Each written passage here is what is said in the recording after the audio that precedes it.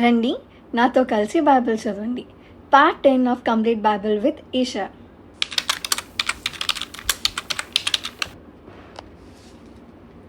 మరియు దేవుడైన యెహోవా ఈ తోటలోనున్న ప్రతి వృక్ష ఫలములను నీవు నిరభ్యంతరముగా తినవచ్చును.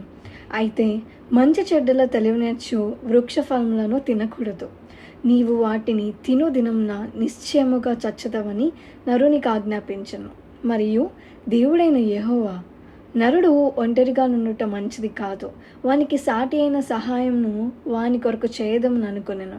దేవుడైన యెహోవా ప్రతి భూజంతువును, ప్రతి ఆకాశ పక్షిని నేల నుండి నిర్మించి ఆదాము వాటికి ఏ పేరు పెట్టెనో చూచుటకు అతని యొద్దకు వాటిని రప్పించెను. జీవము గల ప్రతి దానికి ఆదాము ఏ పేరు పెట్టెనో ఆ పేరు దానికి కలిగెను. అప్పుడు ఆదాము సమస్త పశువులకును, ఆకాశ పక్షులకును, సమస్త భూజంతువులకును పేర్లు పెట్టెను. అయినను ఆదామునకు సాటి అయిన సహాయము అతనికి లేకపోయాను.